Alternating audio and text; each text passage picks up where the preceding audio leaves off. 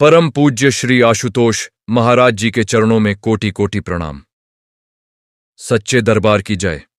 साधकों, आज मैं तुमसे एक ऐसी बात कहना चाहता हूं जो शायद तुमने पहले कभी इस तरह नहीं सुनी। तुम यहां बैठे हो, हां, ठीक यहां, इस क्षण में, और तुम्हें लग रहा है कि तुम जानते हो। तुम्हें लग रहा है कि संसार क्या है, जीवन क्या है, सुख क्या है, दुख क्या है।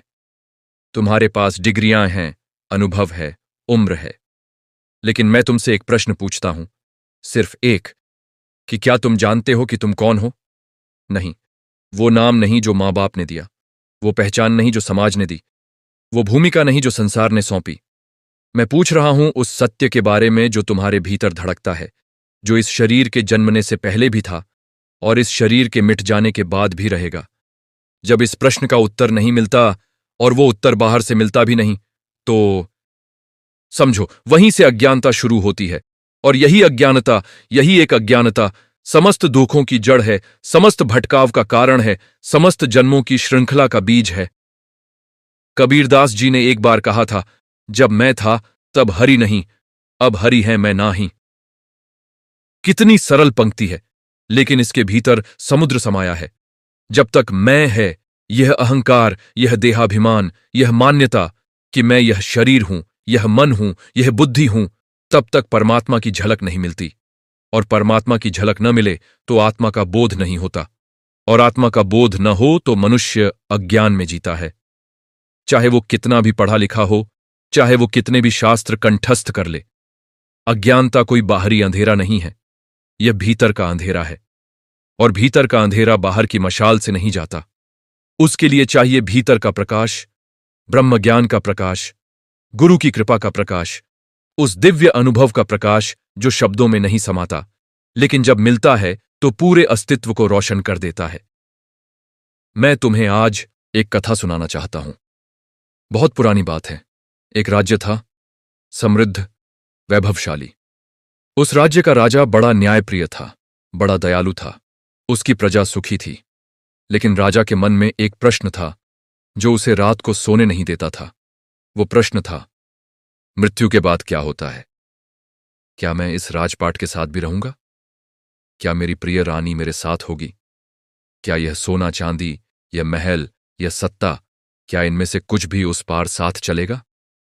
राजा ने अपने राज्य के बड़े बड़े पंडितों को बुलाया।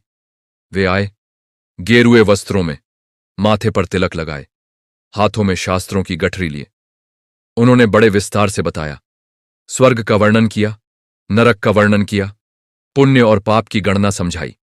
लेकिन राजा का मन नहीं भरा। उसने कहा, पंडित जी, यह सब तो आपने शास्त्र से सुना है, ग्रंथों से पढ़ा है, लेकिन क्या किसी ने स्वयं जाकर देखा है? क्या आपने स्वयं अनुभव किया है? पंडित चुप हो गए, क्योंकि जो उन्होंने कभी जिया नहीं था उसे वे सिद्ध नहीं कर सकते थे। शब्द थे, ज्ञान था, लेकिन अनुभव नहीं था। और जहां अनुभव नहीं, वहां केवल अनुमान है, और अनुमान से आत्मा की तृप्ति नहीं होती। राजा निराश हुआ। उसने अपने सेनापति को आज्ञा दी कि पूरे राज्य में ढिंढोरा पिटवाओ। जो कोई मृत्यु के रहस्य को, आत्मा के सत्य को प्रत्यक्ष जानता हो, उसे दरबार में लाओ। बहुत लोग आए, कुछ योगी थे, कुछ तांत्रिक थे, कुछ ज्योतिषी थे। सबने अपनी अपनी विद्या दिखाई, लेकिन राजा की आंखों में जो प्रश्न था वो अनुत्तरित रहा। फिर एक दिन एक वृद्ध साधु आए।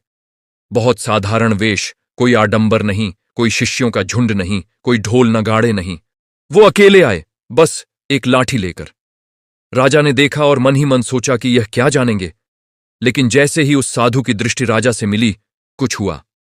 राजा के भीतर एक अजीब सी शांति उतरी, जैसे किसी ने भीतर कोई खिड़की खोल दी हो और ताजी हवा का एक झोंका आ गया हो। राजा ने प्रश्न पूछा।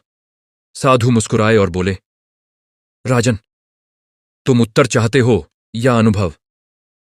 राजा ने कहा, अनुभव। साधु ने कहा, तो फिर पहले यह जानो कि प्रश्न कौन पूछ रहा है। यह वाक्य सुनकर राजा रुक गया। प्रश्न कौन पूछ रहा है? उसने सोचा, मैं। साधु ने कहा, और यह मैं कौन है? राजा ने कहा, मैं राजा हूं। साधु बोले, यह तो पद है, मैं कौन है? राजा ने कहा, मैं यह शरीर हूं। साधु बोले, शरीर तो बचपन में और था, जवानी में और है, बुढ़ापे में और होगा। जो बदलता रहता है वो मैं कैसे हो सकता है? मैं तो वो है जो सदा एक सा रहे। राजा निःशब्द हो गया। यह प्रश्न, इतना सरल दिखने वाला प्रश्न, उसने पहले कभी नहीं सोचा था। वो जीवन भर राज्य चलाता रहा, युद्ध जीतता रहा, न्याय करता रहा, लेकिन यह नहीं जाना कि वो स्वयं कौन है। और यही है अज्ञानता का सबसे गहरा रूप, यह नहीं जानना कि मैं कौन हूं। तुलसीदास जी ने रामचरितमानस में लिखा है, जीव अनेक एक श्रीकंता। जीव अनेक हैं, असंख्य अनगिनत, लेकिन उनका स्वामी एक है, और वो स्वामी बाहर नहीं है, भीतर है। वो मंदिर की मूर्ति में भी है, लेकिन उससे ज्यादा, बहुत ज्यादा तुम्हारे भीतर है।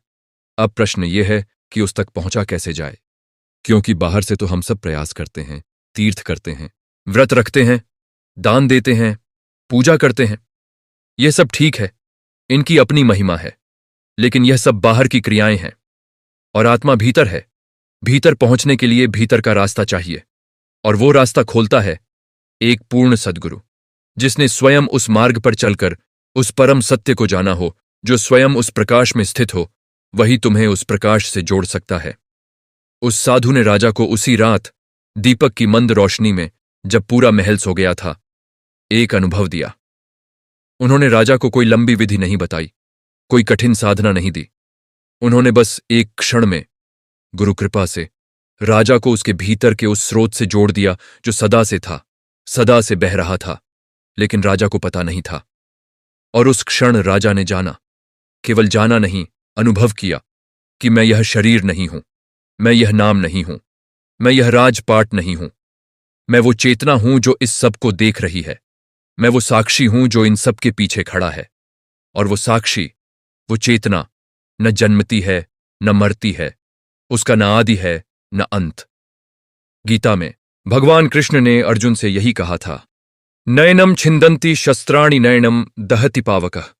इसे शस्त्र नहीं काट सकते, अग्नि नहीं जला सकती, जल नहीं भिगो सकता, वायु नहीं सुखा सकती। ये आत्मा नित्य है, शाश्वत है, अजर है, अमर है। लेकिन अर्जुन यह जानता था, यह श्लोक उसने भी सुना था। तो फिर वो मोहग्रस्त क्यों था? क्योंकि जानना और अनुभव करना दो अलग बातें हैं। अर्जुन ने सुना था, पढ़ा था, लेकिन उस सत्य को जिया नहीं था। और जब कृष्ण ने, उस दिव्य गुरु ने, उसे विश्वरूप दर्शन दिया, जब वो अनुभव हुआ, तब अर्जुन का मोह टूटा। तब वो बोला, नष्टो मोह स्मृतिर्लब्धा। मेरा मोह नष्ट हो गया, मेरी स्मृति लौट आई। कौन सी स्मृति? वो स्मृति जो हर आत्मा ने खो दी है। यह स्मृति कि मैं कौन हूं। अज्ञानता का अर्थ यह नहीं कि तुम अनपढ़ हो। अज्ञानता का अर्थ है आत्मा को न जानना। और यह अज्ञानता बड़े बड़े विद्वानों में भी होती है, बड़े बड़े धनवानों में भी होती है, बड़े बड़े पदाधिकारियों में भी होती है। बल्कि कभी कभी तो जितना ज्यादा बाहरी ज्ञान होता है, उतना ही भीतरी अज्ञान घना हो जाता है। क्योंकि बाहरी ज्ञान अहंकार को पोषण देता है, मैं जानता हूं। और यह मैं जानता हूं ही सबसे बड़ी बाधा है। उपनिषदों में कहा गया है, यस्य अमतम तस्य मतम, मतम यस्य न वेद सह। जिसे लगता है कि मैं नहीं जानता, वो जानता है। जिसे लगता है कि मैं जानता हूं, वो नहीं जानता। यह बड़ी विचित्र बात है, लेकिन गहराई से सोचो तो समझ आती है। जो कहता है मैं जानता हूं, वो अहंकार बोल रहा है। और अहंकार परमात्मा को नहीं जान सकता। परमात्मा को जानने के लिए अहंकार को गलाना पड़ता है। जैसे बर्फ को गलाकर पानी बनता है, वैसे ही मैं को गलाकर परम मैं प्रकट होता है। राजा की वो रात बदल गई। सुबह जब दरबार लगा तो राजा के चेहरे पर एक अलग ही भाव था। मंत्रियों ने देखा, राजा वहीं था, लेकिन कुछ बदल गया था। वो पहले की तरह ही न्याय कर रहा था, राज्य चला रहा था, लेकिन अब वो उसमें डूबा नहीं था। जैसे कमल जल में रहता है, लेकिन जल उसे छूता नहीं। राजा ने उस दिन अपने साधु गुरु के चरणों में बैठकर पूछा, गुरुदेव, अब मुझे क्या करना है? साधु बोले, राजन, करना कुछ नहीं है, बस जानते रहो कि तुम कौन हो। यही जागरण है, यही अज्ञानता पर विजय है। राजा ने कहा, लेकिन संसार के कर्तव्य? साधु बोले, करो, लेकिन कर्ता न बनो। जो हो रहा है होने दो, तुम साक्षी बने रहो। यही गीता का नित्य कर्म योग है। कर्म करो, लेकिन फल की आसक्ति मत रखो। कर्ता का भाव छोड़ दो। क्योंकि जब तक मैं कर रहा हूं का भाव है तब तक कर्म बंधन बनता है, और जब मैं साक्षी हूं का बोध हो जाता है तब कर्म मुक्ति का मार्ग बन जाता है। मीराबाई ने यही जिया था। उन्होंने राजपाट छोड़ा नहीं, राजपाट उन्हें छोड़ गया। क्योंकि जब भीतर का प्रकाश जलता है तो बाहर की चमक फीकी पड़ जाती है। मीरा के जीवन में बाधाएं आईं, विष का प्याला आया, सांप की टोकरी आई, समाज का तिरस्कार आया, लेकिन मीरा अडिग रहीं। क्यों? क्योंकि उन्हें अपने प्रभु का अनुभव था। वो अनुभव इतना गहरा था, इतना प्रत्यक्ष था कि कोई बाहरी आंधी उसे हिला नहीं सकती थी।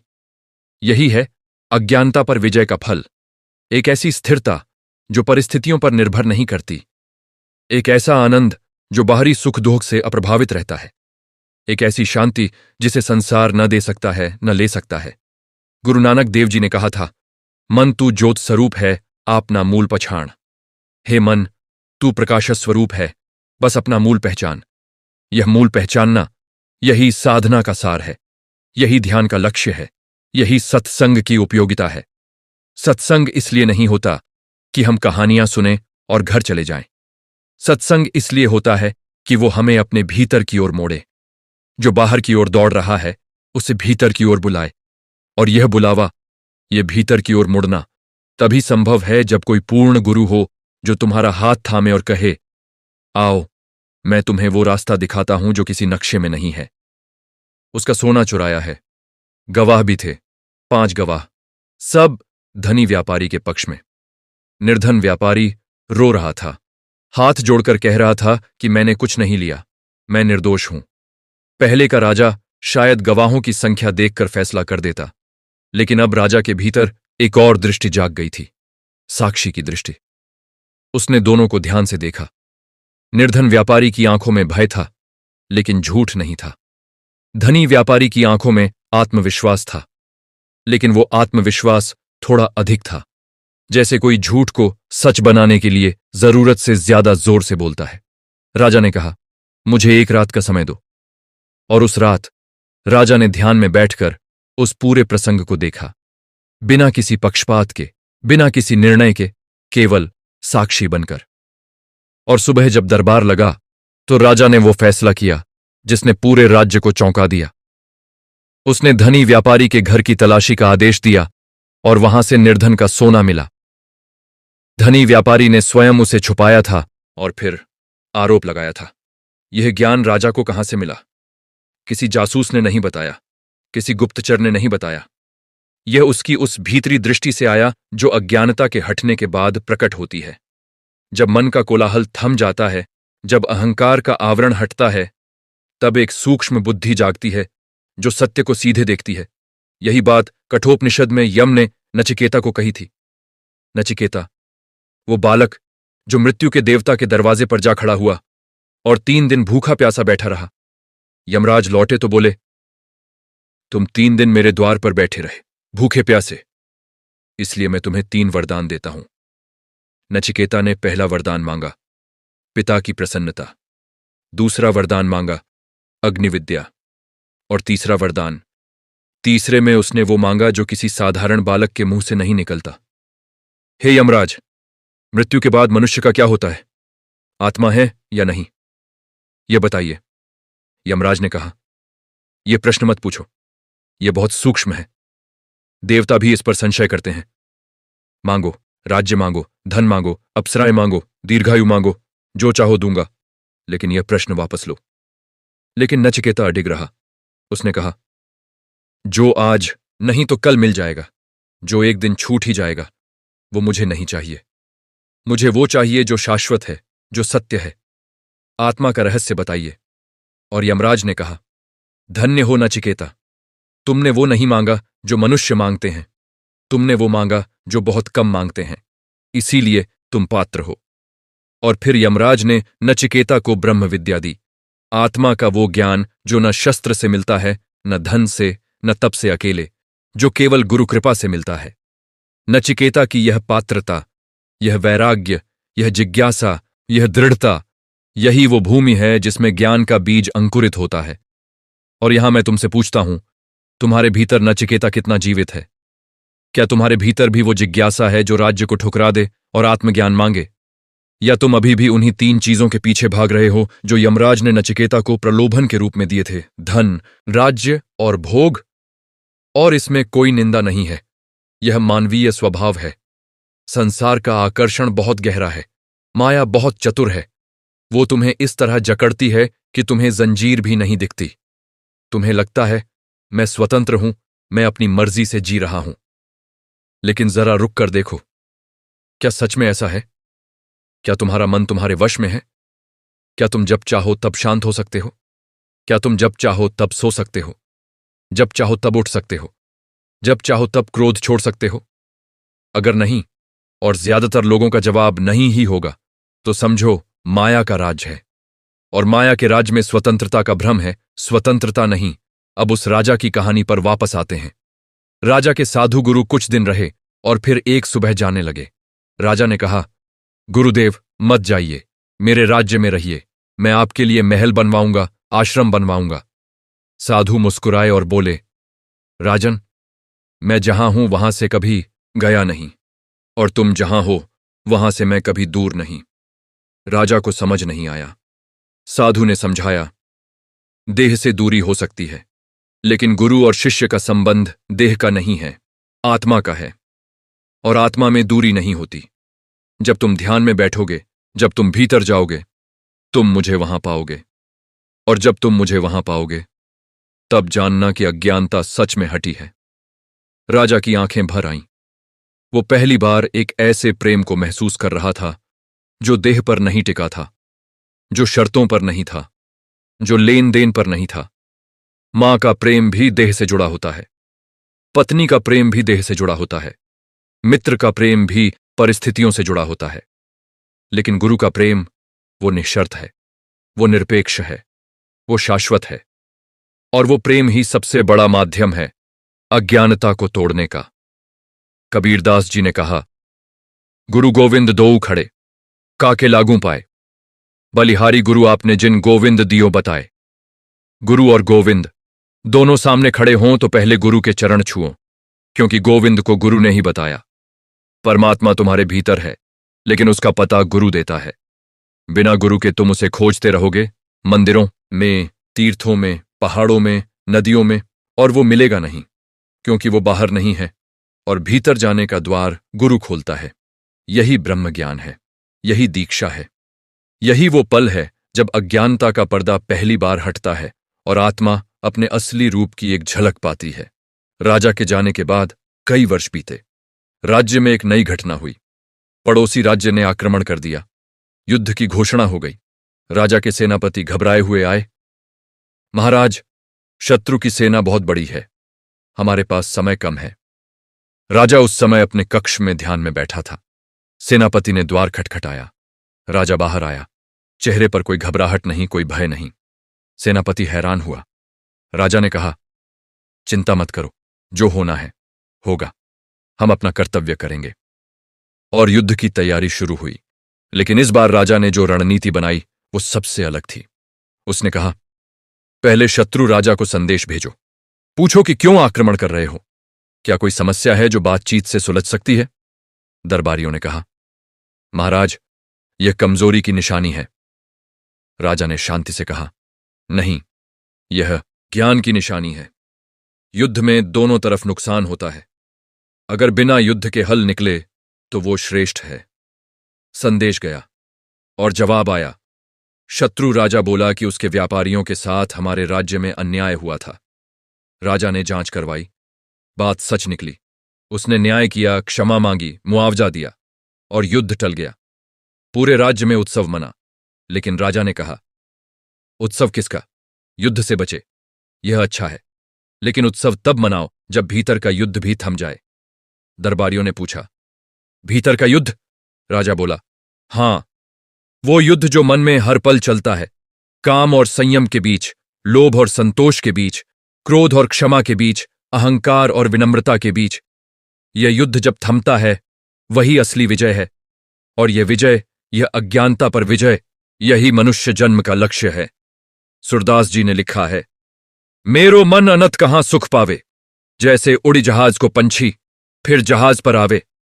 जहाज से उड़ा पक्षी दूर दूर तक उड़ता है, इधर जाता है, उधर जाता है, लेकिन जब थक जाता है तो वापस उसी जहाज पर आता है, क्योंकि उसके लिए और कोई आश्रय नहीं है। मनुष्य का मन भी ऐसा ही है। वो संसार में उड़ता रहता है, धन के पीछे, पद के पीछे, प्रेम के पीछे, मान के पीछे। लेकिन जब थक जाता है, जब हर जगह से निराश होता है, तब वो उस परम आश्रय की ओर मुड़ता है जो उसके भीतर है। और यही मुड़ना, यही वापसी, यही आध्यात्मिक यात्रा की शुरुआत है। अज्ञानता पर विजय एक क्षण में नहीं होती। ये एक प्रक्रिया है, धीरे धीरे, परत दर परत। जैसे प्याज की परतें उतरती हैं एक एक करके, वैसे ही अज्ञानता की परतें उतरती हैं। पहले बाहरी परत, देह की पहचान, फिर उससे गहरी परत, मन की पहचान, फिर और गहरी, बुद्धि की, फिर और अहंकार की। और जब सारी परतें उतर जाती हैं, तब जो बचता है वो शुद्ध, निर्मल, स्वयं प्रकाश चेतना, वही आत्मा है, वही परमात्मा है, वही ब्रह्म है।